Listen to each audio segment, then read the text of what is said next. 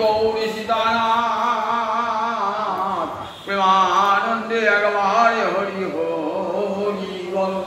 নিতাই গৌরী সীতানাথ প্রেমানন্দে একবারে হরি হরি বল।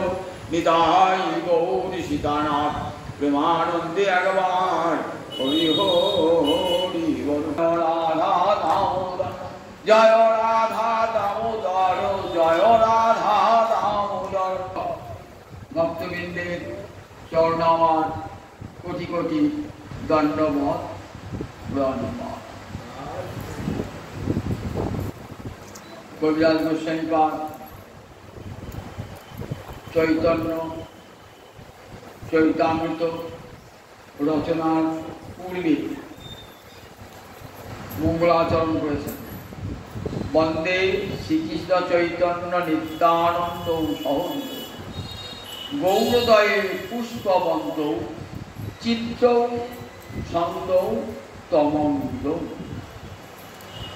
বন্দে মানে আমি বন্দনা করি, অহং বন্দে, আমি বন্দনা করি মানে প্রণাম জানাই। কাকে প্রণাম জানাই? শ্রীকৃষ্ণ চৈতন্য আর নিত্যানন্দ একজন। শ্রীকৃষ্ণ চৈতন্য নিত্যানন্দ উদিবচন আছে। শ্রীকৃষ্ণ চৈতন্য এবং নিত্যানন্দ এই দুইজনকে আমি প্রণাম করি। বন্দে শ্রীকৃষ্ণ চৈতন্য নিত্যানন্দ সহগিত, দুইজন একসঙ্গে উদিত হয়েছিলেন। সহজিত মানে সহযুক্ত, উদিত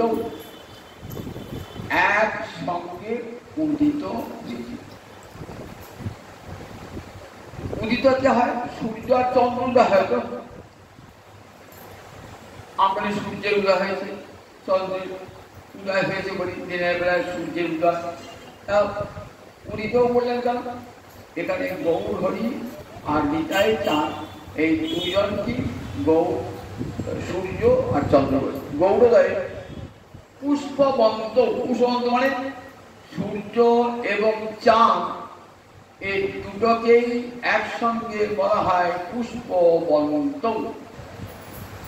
সূর্য এবং চন্দ্র দুটোকে একসঙ্গে বলা হয় পুষ্পবন্ত। কোন দিকে উদিত হয়? পূব দিকে উদিত হয়। এখানে চন্দ্র এবং সূর্য কোন উদয়াচলে উদিত হয়? গৌরোদয়, গৌরদেশ উদয় পর্বতে। গৌরদেশ গয়ৌ ডয়বিন্দ্র বলে কি বোঝায়? গৌরদেশ। আর গয়ৌ গয়পুরি রয় বলে কি হয়? মহাপুর। দুটো পার্থক্য আলাদা। গয়ৌ ডয়বিন্দু রাজটা গৌর মানে গৌরদেশ। আমাদের বাংলাদেশের কি বলে গৌরদেশ বলছে। তার দুজনেই গৌরদেশে আবির্ভূত হয়েছে। আর গৌরদয়, গৌরদেশ রূপ উদয়াচলে সূর্য এবং চন্দ্র একসঙ্গে সহজিত, একসঙ্গে উদিত হয়েছেন।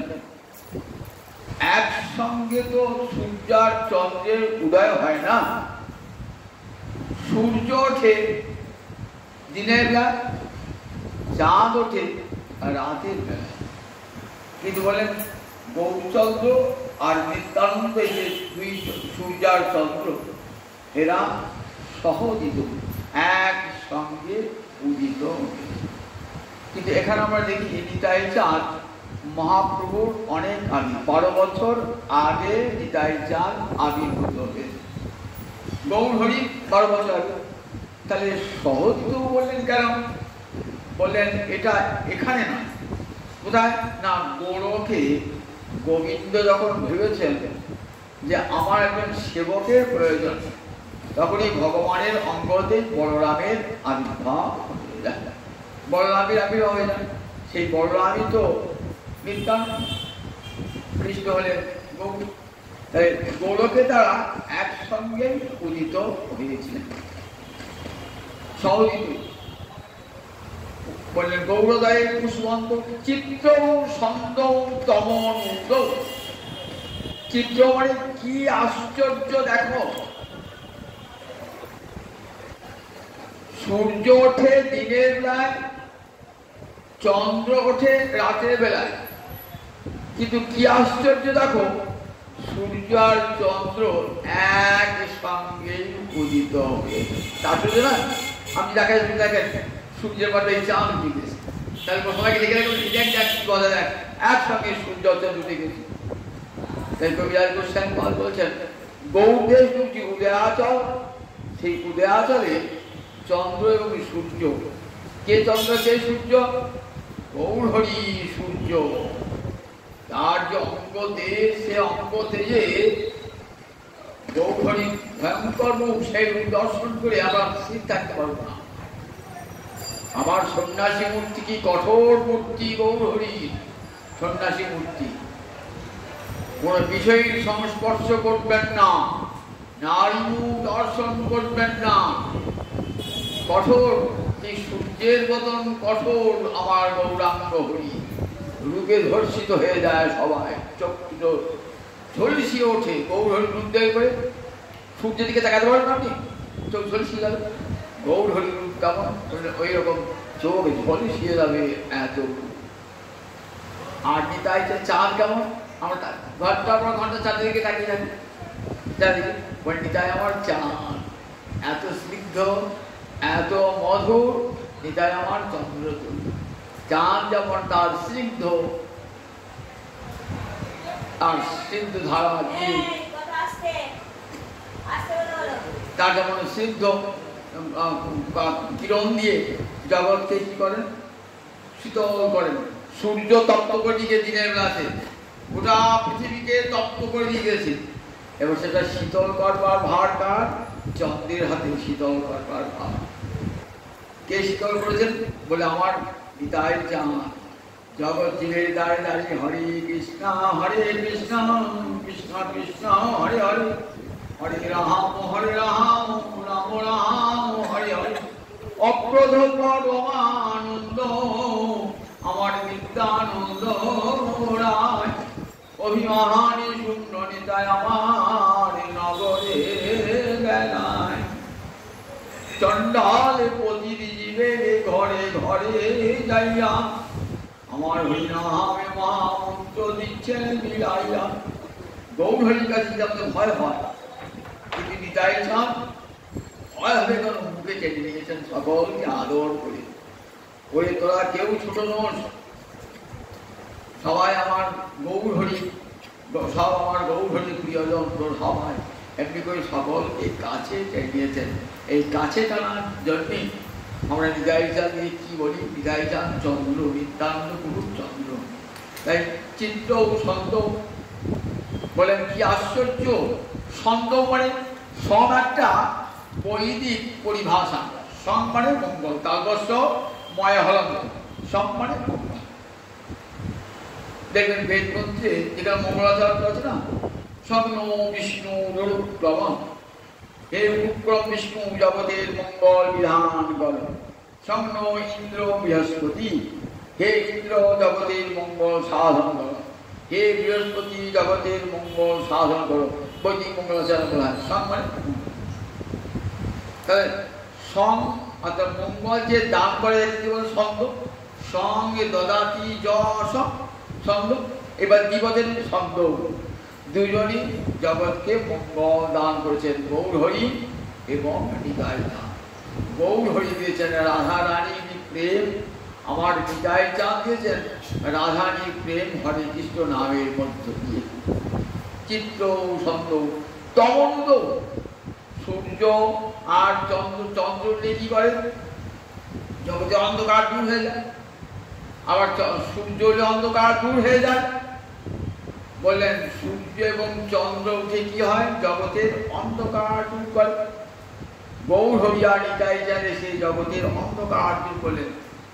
কার অন্ধকার? কলির অন্ধকার। কলি ঘোর তীর গ্রাসল জগজন ধরম পরম গেল দূর। অসাধনে চিন্তামণি আমার বিধি মিলা ওলো আনি। আমার গোড়া বড় দয়ার ঠাকুর। ভয়ঙ্কর কলি এসেছেন, কে পথ দেখাবে? নানান জনের নানান মত। সেই পথ যদি অনুসরণ করতে চান ধর্ম জগতে, কেমন হয় বিচলিত হয়ে যাবেন। কোন পথে যাব? এই মুনি বলছে এই পথে, এই মুনি বলছে এই পথে, বিচলিত হয়ে যাবো তো। আবার অন্ধকার পথে কি হয়? চোর ডাকাত দস্যুর ভয় থাকে অন্ধকার পথে। আমি রাত্রিবেলায় রাস্তায় বার হব, রাস্তায় রাস্তা অন্ধকার থাকে, চোর থাকতে পারে, ডাকাত থাকতে পারে, সাপ থাকতে পারে, বাঘ থাকতে পারে, হিংস্র প্রাণী থাকতে পারে, কুকুর থাকতে পারে। তাহলে আপনি যখন বেশ অন্ধকার চলে গিয়েছে, ঘুরি ঘুরি হয়েছে, আকাশটা পরিষ্কার হয়েছে, তখন আর রাস্তায় চললে ভয় লাগে না। তা কলির পথে আমরা ধর্মের পথে চলবো কোন পথে? পথটা কে দেখালে? ওই সূর্য চন্দ্র পথটা দেখিয়ে দিল, এই পথ দিয়ে চল। সূর্য যাই বললো, পথটা পরিষ্কার দেখতে পাবে। আমরা দেখি সুতো গোস্বাই বা আত্মবিশ্বাস বলছেন, কৃষ্ণচন্দ্র চলে গেলেন, অপ্রকট হলেন, কলির অন্ধকার নেমে এলো। এইবার জগতের পথ দেখাবে কে? তা বলেন ভাগবত আর মুক্তিত অধুনা ভাগবত আর মুক্তিত। বলেন কোনো ভয় নাই। অর্থ মানে সূর্য, অকয়ে বর্তমানে সূর্য, ভাগবত অর্থ মানে ভাগবত সূর্য, উদিত মানে উদিত হয়ে যায়। ভাগবত সূর্য উদিত হয়েছে। ভাগবতের পথ ধরে চলুন, একবারে গোবিন্দ মন্দিরে পৌঁছিলাম। আপনি দিল্লির পথ চলেন না, চেনেন না, বলে জিটি রোড ধরে চলে যাও, একবারে দিল্লিতে পৌঁছে যাবে, কাউকে জিজ্ঞাসা করতে হবে সোজা বলে ঠিক তেমনি ভাগবতের পথ ওই জিটি রোডে বলে চলে যান, একবারে গোবিন্দ মন্দিরে পৌঁছে যাবেন ভাগবতের পথ। আর কোনো দিকে ফেরবার দরকার নাই। বলেন এই পথে আলো পাওয়া যাবে তো? আবার চোর টাকা দুষ্কর না, কত ভক্ত দাঁড়িয়ে আছে। কে দাঁড়িয়ে আছে? প্রহ্লাদ দাঁড়িয়ে আছে, মহারাজ অম্বরীশ দাঁড়িয়ে আছে, নারদ দাঁড়িয়ে আছে। সব যদি কোনো ভয় লাগে তারা এসে কি করবেন? এসে হাত ধরে নিয়ে যায়, কোনো ভয় নাই, এসো এই পথ দিয়ে তো আমরা এসেছি, আমাদের চেনা পথ, কোনো ভয় নাই, এই পথ দিয়ে এসো। তাহলে আমরা কোন পথে যাবো বলুন দেখি? সেই চেনা পথ দিয়ে যেখানে দাঁড়িয়ে আছেন তারা গৌর ভক্তরূপ সৈনিক দাঁড়িয়ে আছেন, যেখানে দাঁড়িয়ে আছেন, যেখানে নারদ, যেখানে দাঁড়িয়ে আছেন অম্বরীশ দাঁড়িয়ে আছেন, রাজর্ষি ভরত দাঁড়িয়ে আছেন, তাদের পথ দিয়ে একবারে সোজা গোবিন্দ মন্দির পৌঁছিলাম। তাই চিত্র বলে সন্ত তমন তমন অন্ধকার রুদ্ধ মানে খণ্ডন করা, কলির অন্ধকার দূর করিয়ে দিয়েছেন। দুই ভাই হৃদয়ের খালি অন্ধকার, দুই ভাগবত সঙ্গে করাইল সাক্ষাৎকার। গৌর হরি আনিতাই চান হৃদয়ে খালি, কয়েক বছর একাল খালি বলে স্খালন করা, দূর অন্ধকার স্খালন মানে দূর করে দেওয়া। আমার বলে বাসন প্রক্ষালন, তাহলে পদ প্রক্ষালন নয়, জল দিয়ে ধুয়ে পরিষ্কার করে দেওয়া। দুই ভাই হৃদয়ের খালি অন্ধকার, দুই ভাই হৃদয়ের অন্ধকার দূর করে কি করলেন? দুই ভাগবত সঙ্গে করাইল সাক্ষাৎকার। দুটি ভাগবতের সঙ্গে আমাদের পরিচয় ছিল না, আমরা এই মতে ছুটছিলাম। বললেন কোথাও যেতে হবে না, দুই ভাগবতের সঙ্গে তোমাদের পরিচয় হোক। এক ভাগবত ভক্তি রস শাস্ত্র, আর এক ভাগবত ভক্তি রস মাত্র। দুই ভাগবত কি? ভক্তি রস শাস্ত্র, যে শাস্ত্রে ভক্তি রসের কথা বর্ণিত হয়েছে সেটি ভাগবত। আর এক ভাগবত ভক্তি রস পাত্র, যার হৃদয়ে ভক্তি রস জমা আছে। কার হৃদয় আছে? ভক্তের হৃদয়ে থাকে। তাই ভক্ত হলো একটা ভাগবত, আবার শ্রীমদ মহাপুরাণ ভাগবত পুরাণ একটা ভাগবত। এই দুটোর সঙ্গে পড়ি, বলে পরিকালে আর কিছুই করতে হবে না, ভক্তের সঙ্গে বসে ভাগবতী কথা শ্রবণ করব। পূর্ণ দামোদর মাস, এই দামোদর মাসে অন্য কোন নিয়ম পালন করতে পারুন আর না পারুন কোনো ক্ষতি হবে না। কিন্তু বললেন হরিকথা সিনুয়াত ভাগবত সঙ্গত্যা। সঙ্গত্যা মানে সঙ্গতি সম্মেলন, অর্থাৎ সঙ্গে থেকে ভক্তর সঙ্গে থেকে হরিকথা শ্রবণ করুন। যদি বক্তা না থাকে তাহলে নিজের ঘরে বসে গ্রন্থ মতে বন্ধু জগতে আর দ্বিতীয় নয়, সেই গ্রন্থের সাহচর্য অবলম্বন করবে। তাহলে বলে এর চেয়ে বড় নিয়ম আর হয় না, এইটাই নিয়ম সেবার বড়। খাদ্য নিয়ে অত ঝগড়াঝাটির প্রয়োজন নাই, অত বিচার করার প্রয়োজন নাই। যেটুকু সম্ভব সেটুকু বললেন। অন্তত প্রতিদিন তুলসী কাঠি প্রদীপ দান, আর বসে বসে হরিকথা কীর্তন, আর জয় রাধা দামোদর জয় রাধা কীর্তন করুন, দামোদর সব পাঠ করুন, তাহলে নিয়ম সেবা পালিত হয়ে যাবে। আপনাদের শোনাচ্ছিলাম ভাগবতে একাদশ স্কন্ধ। একাদশ স্কন্ধে অবধূত সংবাদ আরম্ভ করেছিলাম 2 সপ্তাহ আগে। মাঝে 2 সপ্তাহে মানে গৌরীয় মহাপুরুষের তিরোভাব দিবস পড়ে গেল বলে বলা হয় না। আমার প্রথম থেকে আরম্ভ করি। অবধূতকে না দত্তাত্রেয় ঋষি, অত্রি এবং অনসূয়ার পুত্র। অত্রি একটা মুনি, আমরা সপ্ত ঋষির কথা কল্পনা করি তো, মরিচি, রত্রি, পুলহ, পুলস্ত, ক্রতুর, অঙ্গিরা, বশিষ্ঠ। 7টা ঋষি সপ্তর্ষি মণ্ডলে। 7টা তারাকে দেখি, সেদিকে দেখায় ভুগলা যায় সপ্তর্ষি মণ্ডল। 7 জন ঋষি আছে, মরিচি, অত্রি, পুলহ, পুলস্ত, ক্রতুর, অঙ্গিরা, বশিষ্ঠ। তাহলে দ্বিতীয় মুনিটা হলো অত্রি। এই অত্রির পদ্মের নাম ছিল অনসূয়া। দেখবেন রামায়ণ পড়েছেন তো আপনারা, যখন রামচন্দ্র গিয়েছেন চিত্রকূট পর্বতে, সেখানে চিত্রকূট পর্বতে মন্দাকিনী নদীর তীরে শুক্লর আশ্রম। কার আশ্রম? এই অত্রিমুনির আশ্রম। সেই অত্রিমুনির পত্নী ছিলেন তপস্বিনী। তিনি সীতা দেবীকে পরম আদরে নিজের মেয়ের মতো করে দিয়েছেন। কত উপদেশ দিচ্ছেন, কেমন করে স্বামী সেবা করবে, কেমন করে সংসার ধর্ম পালন করবে, কেমন করে গুরুজনের প্রতি শ্রদ্ধা ভক্তি রাখবে, কত উপদেশ দিয়েছেন এই অনসূয়া, তপস্বিনী অনসূয়া। এই অনসূয়ার তপস্যায় প্রীত হয়ে ব্রহ্মা, বিষ্ণু, মহেশ্বর তার পুত্র রূপে আবির্ভূত হয়েছেন 3 জন। সেই জন্য নাম দত্তাত্রেয়। অত্রিমুনি কোন আত্রেয়, অত্রিমুনির পুত্র আত্রেয় বলেন। এই 3 জন নিজেকে পুত্রত্ব দান করেছিলেন। এই দত্তাত্রেয় ঋষি যেখানে অবধূত, অবধূত মানে যে কোন বর্ণের ব্রাহ্মণ না ক্ষত্রিয় না বৈশ্য না শূদ্র বোঝা যায় না, সে ব্রহ্মচারী না গৃহস্থী না বানপ্রস্থী না সন্ন্যাসী বোঝা যায় না, এখানে সেখানে ঘুরে বেড়ায় ভগবত আনন্দে বিভোর। আজ গাছতলায় আছেন, কাল পথের মাঝে বই আছেন, কাল বাড়ির ছাঁচতলায় বই আছেন, কোন বনে জঙ্গলে বই আছেন। কোনদিন আহার জোটে, কোনদিন জোটে না, তার কাছে দিন রাত্রি বলে কিছুই নাই। পরনে বসন পর্যন্ত নাই, আহারও কোনদিন জোটে, কোনদিন জোটে না, কিন্তু পরমানন্দে বিভোর হয়ে গেছে। তার সঙ্গে দেখা হয়েছে কার? যদু মহারাজ। যদু মহারাজকে, যদু মহারাজ কৃষ্ণের পূর্বপুরুষ, কৃষ্ণের পূর্বপুরুষে কোন বংশে জন্মেছিলেন? যদু বংশে। তাই কৃষ্ণের নাম যাদব। যদু বংশে জন্মেছিলেন মানে যাদব। সেই যদু বংশের সেই যদু মহারাজের সঙ্গে কার দেখা? এই দত্তাত্রেয়ের দেখা, অবধূতের দেখা। ভাবছেন আচ্ছা লোক পরে তো খাবার জায়গা নাই, শোবার জায়গা নাই, দিনের পর দিন উপবাস করে আছে, কিন্তু মনটা কি পরমানন্দের রাতে দুঃখ নাই, বড় হাসি দিয়ে আনন্দে দিনটা যাপন করছে।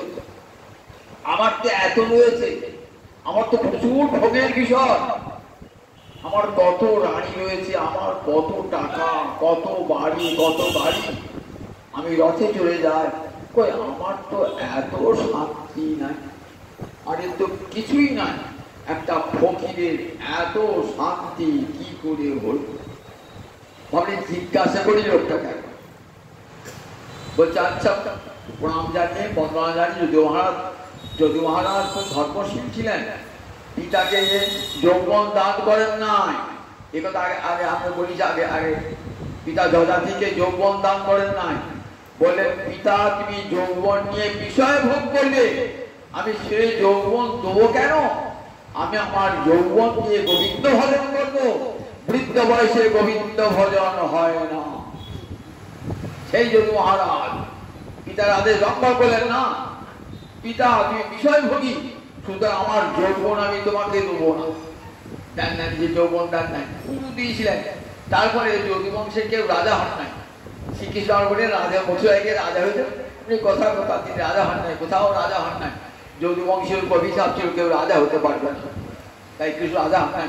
মন্ত্রী হয়েছেন, পরামর্শ দিয়েছেন, কিন্তু রাজা হন নাই। কিন্তু গানে বলে না মথুরা রাজা হয়েছে মুখে চমুখে, এসব কল্পনা। কিন্তু কৃষ্ণ রাজা হন। সেই যদু মহারাজ বড় হরিভক্ত, বলছেন আপনার মনে এত আনন্দ কিসে?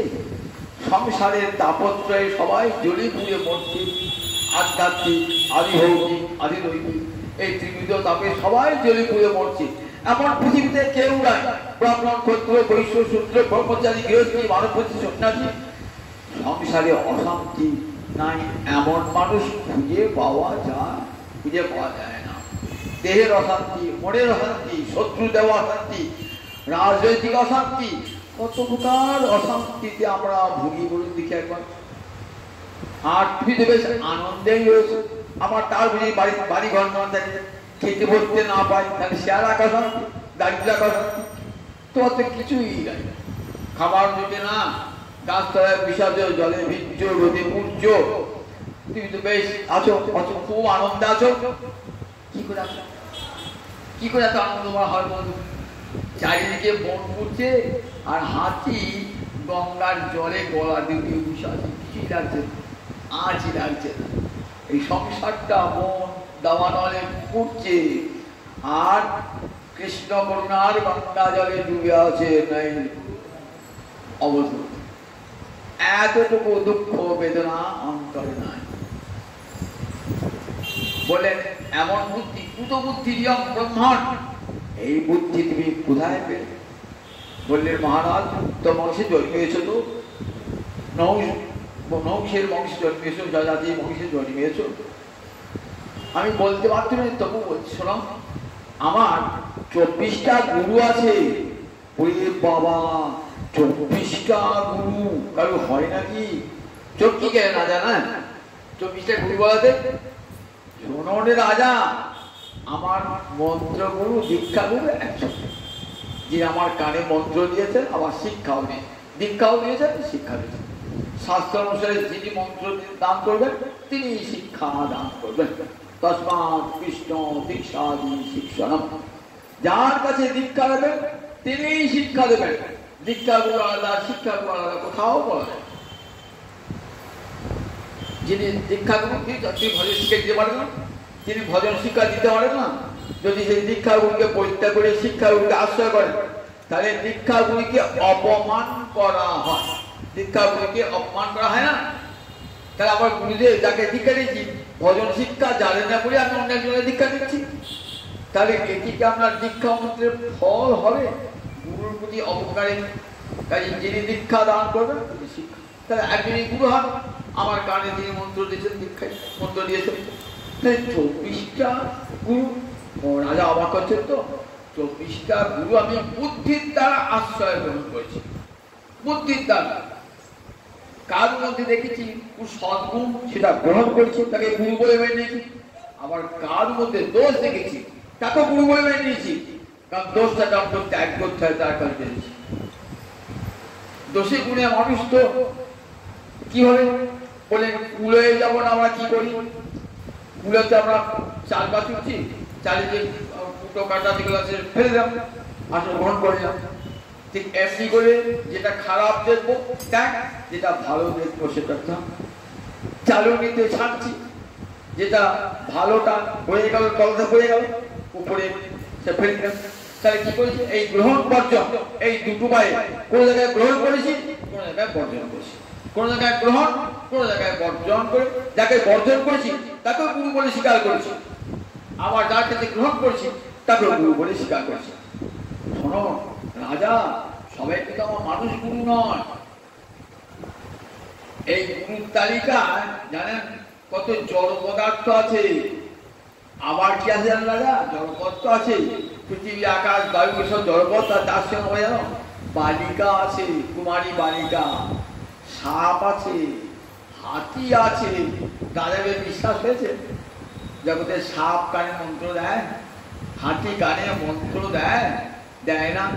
আকাশ কানে মন্ত্র দেয়, বায়ু কানে মন্ত্র দেয়। তাহলে এটাকে গুরু বলে স্বীকার করেছি কেন? এদের কাছে শিক্ষা পেয়েছি বলে আমি এদিকে গুরু বলে গ্রহণ করেছি। আগে দিন বলেছি পৃথিবীর কাছে, পৃথিবী আমার গুরু কেন না? পৃথিবীর কাছে কি শিক্ষা পেয়েছি? পৃথিবী বলছেন দেখো আমি সর্বম সহা। আচ্ছা তোমার উপর কোদাল চালায় লাঙল চালাতে তোমার লাগে না? বলে লাগলো, আমি সব সহ্য করি, সব সহ্য করি। আমার মতো থুতু ফেলা মলমূত্র পরিত্যাগ করে আমার ঘৃণা হয় না।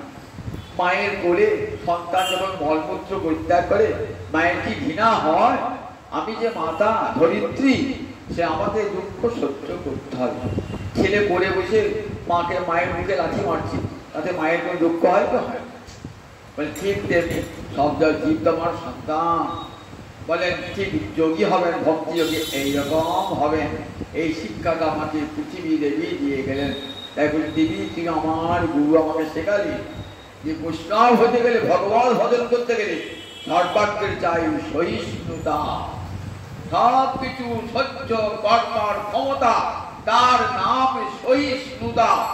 এই সহিষ্ণুতা শিক্ষা দিয়েছেন ধরিত্রী। তাই ধরিত্রীকে আমি গুরু বলে গ্রহণ করছি। এই ধরিত্রীতে কি হয়? পর্বত আর বৃক্ষ আছে। ওই পৃথিবী গুরুর মধ্যেই পর্বত আর গুরুকে একসঙ্গে, পর্বতকে একসঙ্গে ধরলেন, পর্বত আর বৃক্ষ। বলেন এই ধরিত্রীর মধ্যে পর্বত আমার একটা গুরু। পর্বত ধীর হয়ে আছেন, এতটুকু বিচলিত হয় না। বিরাট উঁচু পাহাড়, তারপর বজ্রপাত হচ্ছে, তথাপি দেখুন পর্বত কেমন ধীর হয়ে আছেন।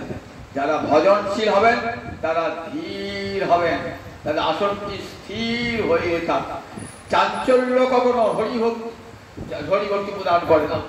স্থির অচঞ্চল হবে, মনকে একবারে গোবিন্দ চরণে স্থির ভাবে লগ্ন করে ভজন করতে হবে। এটাই শিক্ষা দিল আমাকে পর্বত। তখন ভগবান ভজন করবে কেমন? আমার মতো অচঞ্চল হয়ে। আমি যখন দেখো এক জায়গাতে স্থির হয়ে অচঞ্চল ভাবে আছি, ঠিক সেই রকম আমাকে কেউ নড়াতে পারে না। এই ধৈর্যটা আমাকে শিখিয়ে দিল পর্বত। বৃক্ষ, বৃক্ষ বলে দেখো আমার মতো দানশীল হও। কেমন দান? দান করবার সময় শত্রু মিত্র ভেদ করবে না। দেখো আবার আমি সর্বস্ব দান করে দিই। আমার গাছের ফল ফুল পাতা ছাল ডাল সব পরহিতায়, পরের মঙ্গলের জন্য। আমার দেহটা কোথায়? পরের মঙ্গলের জন্য। আমার ফুল ফল আমি নিজে ভোগ করি? আমি ভোগ করি না। আমার ছাল আমার কাঠ আমি নিজে ভোগ করি? নিজে ভোগ করি না। কাঠের সব পরহিতায়, পরের মঙ্গলের জন্য। সবাই না, সবাই আমার দেহটাই পরের মঙ্গলের জন্য। আবার শত্রু মিত্র ভেদবোধ নাই। আমার কাছে আমার কাঠুরিয়া, সে যেমন আশ্রয় পায় তাকে যেমন ছায়া দিই, আর একটা পাখি সে আজ আশ্রয় নিয়েছে, অতিথি বলছে, তাকেও তুমি ছায়া দিই। একটা কাঠুরিয়া আমার গাছের ডাল কাটছে, ডাল কাটতে গেলে পরিষ্কার আমার গাছের গোড়া দিয়ে বসেছে। আমি বলি কি বেরিয়ে যাও এখান থেকে, তুই আমার ডাল কেটে দিও, বড় ডাল কেটে দিয়ে তোমার শত্রু। বলি না তো ছায়া কেড়ে নি। ছায়া ছায়া বললেন ছায়া কেড়ে নেয় না। ওই পতিতটাকে যেমন ছায়া দিয়েছেন, ওই কাঠুরিয়া যে শত্রু তাকেও তেমনি ছায়া দিয়েছে। আবার দেখো আমি কতজনার আশ্রয়, আমার উপরে বাজ পড়ছে, জল পড়ছে, সূর্যের তেজ পড়ছে, কিন্তু আমার কাছে আশ্রয় পেয়েছে, তার তোমাদের কোনো ভয় না। দেখো এইখানে বাসা করে তোমরা থাকো, আমার গাছের পাতার আড়ালে থাকো, তোমাদের গায়ে জল লাগতে দেবো না, রোদ লাগতে দেবো না, আমার গাছের ফল খাওয়াবো, ছায়া দেবো। যথার্থ প্রশ্ন আছে, এইরকম হবে। দেখুন এইসব শুনলার পর্যবর্তী মনে হবে নিজেকে পর্য করে দাবি করতে ইচ্ছা হবে, কোনো গুণই নাই। শত্রু মিত্র ভেদ প্রবল ভাবে শত্রু মিত্র বোধ, এক্ষেত্রে তো শ্রীমদ ভাগবত শিক্ষা দিচ্ছে। মানে দেখো বৃক্ষ যেমন তার সবটাই দান করে দেয়, সবটাই দান করে দেয়, নিজের কিছুই রাখে। বললেন শোনো, তাহলে পৃথিবী হলো আমার প্রথম গুরু, আমার দ্বিতীয় গুরু হলো কে জানো? দ্বিতীয় গুরু হলো আকাশ। আকাশ আমাকে শিক্ষা দিল। দেখো তো আমি কত বড়, আমার শেষ খুঁজে পাও, আরম্ভ খুঁজে পাও। দেখো আমি সর্বত্র বিস্তৃত হয়ে রয়েছি। মনটাকে ঠিক এইরকম করো, হরিভক্তিতে মনটাকে ঠিক এমনি করো। আমার কাছে কোনো বিচার নাই। আমি বামুনের ঘরের ছাদেও যেমন থাকি, চন্ডালের ঘরের ছাদেও তেমনি থাকি। আমি সর্বত্র, আকাশ সর্বত্রই আছে। আমার কাছে উচ্চ নিচ বলে কোনো বিচার নাই। আমার কাছে পাপিষ্ঠ এই তোর ঘরে থাকতে নাই, তা তো বলি না। পাপিষ্ঠের ঘরে, আবার পুণ্যবানের ঘরেও থাকি, সবার ঘরে থাকি। সব ঘরের ঘরটা এই আকাশ, আকাশ আবার বলছে দেখো আকাশ, আকাশে আমি বজ্রপাত হচ্ছে, আকাশকে স্পর্শ করছে, জল পড়ছে, আকাশকে স্পর্শ করছে না। আপনি ধুলো ছুড়ুন, আকাশকে স্পর্শ করবে না, আকাশে গায়েই রাখবে না। বলে দেখো কৃষ্ণ ভক্ত ঠিক এইরকম হবে না, এইরকম হবে না। লোকে গালি দেখ, থুতু দেখ, যত দুঃখ কষ্ট আন্দোলন, কিন্তু আকাশের মতন উদার, সকলকে সমান জ্ঞান করে সকলকে সেবা করে। আকাশ যেমন, আকাশের আপন পর জ্ঞান নাই, আর আমাদের আপন পর জ্ঞান আছে। অয়ং নিজ পরবেতি গণনার চেতসান উদার চরিতানাং তু বসুধৈব কুটুম্বকম। এ আমার নিজের লোক, এ আমার পরের লোক, এমনি করে আমার দুই দুই করি।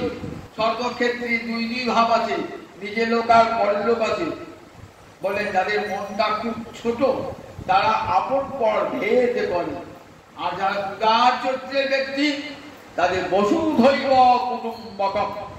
জগতের এই বসুধার যত লোক আছে সবাইকে নিজের আত্মীয় বলে জ্ঞান করে। তারা কাউকে তারা দূরে সরিয়ে দেন না, সবাইকে আপন জ্ঞানে বুকে টেনে নেন। যে শত্রুতা করছে তাকেও টেনে নেন। রামদাস বাবাজির ঘরে রাত্রেবেলায় চোর ঢুকেছে, চোরে চুরি করছে। রামদাস বাবাজি জেগে গেছে, ভালো ভালো জিনিস সব চুরি করেছে। এইবার চোরটা তো ধরা পড়ে যাচ্ছে, ধরা পড়ে যাচ্ছে। রামদাস বাবাজি উঠেছে, উঠে বলছেন বাবা কোনো ভয় নাই, ভয় পেয়ে চোরটা, কোনো ভয় না, ভয় না বাবা, তোমার দরকার করতে এসছো, আর কি আছে দরকার, আর কিছু শরীরে পরিচয় দিয়েছে। সবাই যে করেছে আশ্রমের লোকেরা মারবে, বলে দেখো যে মারো তাহলে মেয়েকে তো পালাবো, আর আমার দেখা পাবে না। দেখো ও তো অভাব দারিদ্র গরিব, ও আমার কাছে এসেছে, আমি তো চাই না দিই, তাহলে লুকিয়ে আমার ঘরে চুরি করছে। দাও, দেখুন কেমন শিক্ষা দিয়ে। দেখুন সেই চোর আর চৌর্য বিদ্যাই ছেড়ে দিল, মহতের স্পর্শে এসে মনটা কেমন হয়ে গেল, মনটা কেমন হয়ে গেল। আর মনের এতটুকু কালিমা রইল না। ভক্তের স্পর্শে এসে আকাশের মতন উদার, আকাশ যেমন সর্বত্র থেকেও নিঃসঙ্গ। বলেন কোথাও ভক্ত আসক্ত হয় না। বলেন তাই আকাশের কাছে আমি শিক্ষা পেয়েছি। কি শিক্ষা পেয়েছি? উদারতা, ভক্তের বড় মুখ, আপন পর ভেদ করে না। আকাশ যেমন ঠিক তেমনি। আবার আকাশকে দেখো, ভক্তকে যদি কেউ গালি দেয় তবুও ভক্তের অঙ্গে লাগে না। আমরা এখন সুখদেব যখন যাচ্ছে না ভাগবতী আসলে, তখন যাচ্ছেন তো দেহস্থিতি নাই, তো আকাশের মতো উদার, ঢিল মারছে অনেকে পাগল মুখে, বড়দের কাপড় নাই তো পাগল ভাবে সব। আজার বাহু দেখতে সুন্দর 16 বছরের বালক যাচ্ছে তো, ছুটু দিচ্ছে, গাল দিচ্ছে, তথাপি কোনো বোধ নেয় না। আকাশের কাউটা তীরে যাচ্ছেন না, কাউকে গাড়িও দিচ্ছেন না, কষ্টবোধও করছেন না। অন্তরটা কেমন আকাশের মতো উদার হয়ে গেছ, অসংখ্য। যত দুঃখ দাও, যত আঘাত দাও, তত তার সহ্য করবার ক্ষমতাটা। তারপরে আমি শিক্ষা পেলাম আকাশের কাছে, যে আকাশ আমাকে শিক্ষা দিল এইরকম উদার চরিত্র হও। ভক্তির এমন মহা মহিমা যে চিত্তকে উদার করে দেয়। মহারাজ যুধিষ্ঠির শত্রুমিত্র ভেদ করছিল, দুর্যোধন তার এত ক্ষতি করেছে, তিনি তো ইচ্ছা করলে দুর্যোধনেরও ক্ষতি করতে পারতেন। কোন দিন চিন্তা করেন নাই যে দুর্যোধনের ক্ষতি করব। রাষ্ট্রীয় যজ্ঞ করেছেন, ভান্ডারির ভাতটা কাকে দিয়েছেন? ভান্ডার মানে ভান্ডার ঘরে যে সমস্ত দামি দামি জিনিস আছে লোক খাবে বলে, সেটা যাকে তাকে দেয় না, খুব নিজের জনকে দেয়। তার দুর্যোধন শত্রু, তো দুর্যোধনকে দিয়েছেন ভান্ডারির ভাত। তাহলে এখান থেকে বুঝুন দুর্যোধনের শত্রুতা বোধ ছিল না। এত উদার ছিলেন মহারাজ যুধিষ্ঠির, এত উদার। তাকে গালি দিয়েছেন, দেখুন দুর্যোধন দুঃশাসন, কিন্তু প্রত্যুত্তরে এগুলো দেখবেন ওই কৌরব সঙ্গে পাশা খেলা হচ্ছে, তখন কত ভাবে যুধিষ্ঠিরকে অপমান করছে। মহাভারতটা খুলে পড়ে দেখবেন, নিজের স্ত্রী লাঞ্ছিত হচ্ছে। তথাপি মহারাজ যুধিষ্ঠির যেহেতু পাশা খেলায় হেরে গিয়েছেন, তাই নীরবীর সব সহ্য করে যাচ্ছেন নীরব। আবার একদিন রাজা ছিলেন, আর পথে ভিখিরি কেড়ে কুড়ে নিয়েছে, কৌরবেরা কেড়ে নিয়েছে, বাড়ি থেকে তাড়িয়ে দিয়েছে। নিজের স্ত্রী এক বস্ত্রে রজস্বলা অবস্থায় যাচ্ছে, নিয়ে যাচ্ছেন, তাকাচ্ছেন না। কেন বলতেন? তাকালে যুধিষ্ঠিরের দৃষ্টি যেমন দিয়েছিল না, বিশাল অট্টালিকা ধ্বংস হয়ে যেত, পুড়ে ছাই হয়ে যেত। বলে না, আমার দুর্যোধন ভাই, ওরা ক্ষতি হবে না। পিছন ফিরে তাকার নাই দুর্যোধন, যুধিষ্ঠির, আর পিছন ফিরে তাকার নাই। আমার দৃষ্টিতে যদি ওদের ক্ষতি হয়ে যায়, তাকার নাই। দেখুন কতখানি মনের উদারতা থাকলে এটি হয়। মনে গিয়ে যখন গিয়েছেন, তখন ভীম গাড়ি নিচ্ছেন, দ্রৌপদী গাড়ি নিচ্ছেন, অসহিষ্ণু হয়ে উঠেছেন। তোমার জন্য আজ বাড়ি ছাড়তে হলো, রাজ অট্টালিকা ছেড়ে আমরা বনে বসে আছি, খাবার নাই, থাকবার জায়গা নাই, একমাত্র তোমার জন্য। কেন পাশা খেলতে গেলে? পাশা খেলা তো একটা রাজাদের জুয়া খেলা, কেন খেলতে গেলে? এত তোমার ভোগ, তাহলে এই দোষটা ছাড়লেন না কেন? নাস্তিক প্রভাষে কল্যাণী, নাস্তিকের মতো কথা বলছো। পৃথিবীতে গোবিন্দের অঙ্গুলি হেরণ ছাড়া গাছের একটা পাতা পর্যন্ত নড়ে না। মানুষ পাপ কার্য করে, সেটাও গোবিন্দের নির্দেশে, পুণ্য কর্ম করে, সেটাও গোবিন্দের নির্দেশে। এমনি করে গোবিন্দ সকলকে কর্মফল ভোগ করা। আকাশ বাতাস ইন্দ্র চন্দ্র সূর্য সবাই চলে গোবিন্দের অঙ্গুলি হেরণে। দেখো পাশা খেলাটা আমি তো খেলতে যাই নাই, কিন্তু কে যেন জোর করে আমাকে পাশা খেলায়। দেখো এই জগতে কৃষ্ণ ছাড়া, গোবিন্দ ছাড়া জগতে আর একটা তার অঙ্গুলি হেরণে গাছের একটা পাতাও করতে পারে। তাই নাস্তিকগণ প্রভাষী। মহারাজ যুধিষ্ঠির এত দুঃখ কষ্ট পেয়েছেন, সব সহ্য করেছেন, পৃথিবীর মতো সহিষ্ণুতা। তাই তো যুধিষ্ঠির হরিদাস। হরিদাস কি সহজে হওয়া যায়? হরিদাস বললেই হবে? গলায় মালা নিলে, তিলক নিলে, হরিনামে জপের মালা নিলেও হরিদাস হওয়া যায় না। এই গোটা বাইরের গুণ থাকতে হবে, অন্তরের গুণটাই তো বড় গুণ। সেই গুণটাই তো সেই ঘরটা বোধ শূন্য। আমার সব বাইরে, লোক দেখানি বাইরে। দেখো আমি কত বড় বৈষ্ণব, আমি দেখো একাদশী ব্রত করি, নিয়ম করি, রাধাষ্টমী জন্মাষ্টমী সব করি, কিন্তু আমার মনের মধ্যে কত হিংসা, বিদ্বেষ, অপরকে অপমান করার বোধ সব রয়েছে। তুমি কিসের বৈষ্ণব হলে? কিসের বৈষ্ণব হলে? তাহলে দেখুন মুসলিম হওয়া সোজা কথা না। এখানে শিক্ষা এই অবস্থিত শিক্ষার মধ্যে এই শিক্ষা গ্রহণ করতে হবে। শুধু হরিনামে মালা জপ করলে হবে না, তিলক করলে হবে না, এই গুণগুলিকেও অর্জন করতে হবে, তবে তো গোবিন্দ প্রসন্ন হবে। হরিভক্তি যার তবে জানবেন হৃদয় যথার্থ হরিভক্তি। সত্যিকার যদি হরিভক্তি হৃদয়ে যায় তাহলে আমার চেষ্টা করতে হবে না, আপনা আপনি হয়ে যাবে। জগতের সবাইকে ভালোবাসতে হবে। ভক্তি মানে ভগবানকে ভালোবাসা, সেই ভালোবাসা একটা গৌরাচার। এই যে ভগবান সংসার দিয়েছেন কেন? আমাদের ভালোবাসাকে ছড়িয়ে দেওয়ার জন্য। পৃথিবীতে প্রতিটি জীব এসেছেন হৃদয়ে একটা বড় বৃত্তি ভালোবাসা, বড় বৃত্তি ভালোবাসা পরম সম্পদ। যে কোনো জন্তুকে, জীবকে, মানুষকে ভগবান পাঠিয়েছেন একটা বড় সম্পদ দিয়ে। আমরা যে শিখব এত হিংস্র তো, কিন্তু তার সন্তানের প্রতি কত মমতা বলুন দেখি, ভালোবাসা বলুন দেখি। তাহলে ভালোবাসার সম্পদ সিংহের মধ্যে আছে, সাপের মধ্যে আছে, মানুষের মধ্যে আছে, দেবতার মধ্যে আছে। সার্বজনীন সম্পদ এই ভালোবাসা ভগবান দিয়ে পাঠিয়েছেন। কিন্তু সেই ভালোবাসাটা আমাদের কেমন? আমাদের হয়ে গেছে এখন কেন্দ্রিক হয়ে গেছে। নিজেকে ভালোবাসি, নিজের ছেলেকে ভালোবাসি, নিজের বউকে ভালোবাসি, নিজের সন্তানকে ভালোবাসি, আর ভালোবাসা তার ছড়িয়ে পারি না। তাই সংসার দিলেন কেন? ভালোবাসাটা আস্তে আস্তে ছড়িয়ে যাওয়া, ছড়াতে ছড়াতে ছড়াতে সারা বিশ্বময় ভালোবাসা ছড়িয়ে। তখন কে আপন কে পর সবাই আমার আপন জন, এই বোধটা হবে। যুধিষ্ঠির যে বোধটা এসে গেছে, যুধিষ্ঠির, মহারাজা মরিচ, দেব রাজর্ষি ভরত, সবার হৃদয়ে এই বোধটা এসে গেছিল। সবাই তো আমার আপন জন, কে আমার পর সবাই আমার নিজের জন, এই বোধটা এসে যায়। যখন এসে যাবে এই বোধটা, কি করে আসবে?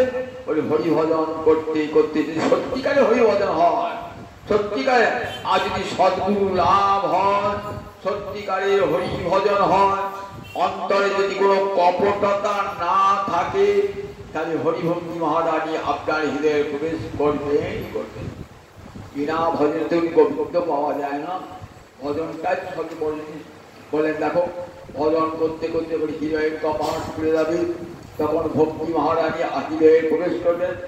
তখন হৃদয় থেকে কপটতা, হিংসা, ছলনা, বঞ্চনা, এইসব অসৎ বৃত্তিগুলো আপনি দূর হয়ে যাবে।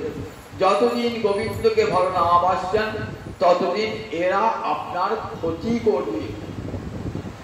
বলবে ভালোবাসা, বলবে দেখ আমার এত বড় সম্পদ নিয়ে এলাম, তাই খারাপ কাজে লাগাই, খারাপ কাজে লাগাই, আমি তোর ক্ষতি করে দেবো। একটা লেখাপড়া জানা ছেলে আপনার ব্যবসার কাজে এই জন্য আমার চাকরি দেবেন, আমি খেতে পাই না, আমরা তো অনেক লোক লেগেছে, আমাকে দেন না। আপনি তার অভাবের সুযোগটা নিলেন, দারিদ্রের সুযোগ নেন। ছেলেটি বিএ পাস কি এমএ পাস, বলে হ্যাঁ আমার বাড়িতে অনেক গরু আছে, চড়াতে পারবে। তা সে কি করবে? লেখাপড়া জানা সে গরু চড়াবে, বিএ পাস সে গরু চড়াবে, কি করবে? খেতে পারে না, ঠিক আছে গরু চড়াবে। মনে মনে কি করে রাগ করবে না? বাবু আপনার অনেক ছেলে পুলে রয়েছে, সেই ছেলে পুলেকে পড়াশোনার ভাগটা বুঝতে পারতেন, আমরা দোকানে খাতা লেখার কাজ আছে সেটা বুঝতে পারতেন না, আমাকে তিনি গরু চালানোর কাজ, আমি দারিদ্রের দায়ী তাই করছি। এবার কি করবে? সে মনের মধ্যে নির্দিষ্ট হয়ে থাকলো আপনার ক্ষতি সে করবেই করবে, কোথাও আপনার প্রশংসা সে করবে না, কোনো মঙ্গল করবে না। ঠিক আছে, ভালোবাসাকে খারাপ কাজে লাগিয়েছি, কারণ এইবার সে কি করে? আমার সব সৎ গুণগুলোকে হরণ করে নেয়। দেখ গোবিন্দ সেবাই নিবি না, নিজের বউ ছেলেকে ভালোবাসি, আমাকে ভালোবাসতে পারবি না। দেখ ভগবান ভালোবাসা বলবেন, আমি যে এসেছিলাম কৃষ্ণকে ভালোবাসার জন্য, সেই ভালোবাসা সব ছাড়ে দিবি, নিজেকে ভালোবাসা দিবি। দেখ আমি তোর ক্ষতি করতে চলে যাবো। দেখ যত অপূর্ব হিংসা, কপটতা, ছলনা ঢুকিয়ে দিয়ে যাবো, আমি বেরিয়ে যাবো, আমি ঢুকে যাবো, বেরিয়ে যাবো। ঠিক এমনি ভাবে যত হিংসা, কপটতা, ছলনা এসে যাবে, আর ভালোবাসা হৃদয় থেকে চলে যাবে। এই শিক্ষাটা আমাকে দিয়ে গেলেন আকাশ বলে, আকাশের মতো উড়ান। একটি করে একটা গুরু কথা, আর পরের দিন সব, পরের দিন সব একটি একটি করে গুরু কথা বলছেন। ধীরে ধীরে সাধন ভাবে জয় জয় জয় জয় জয়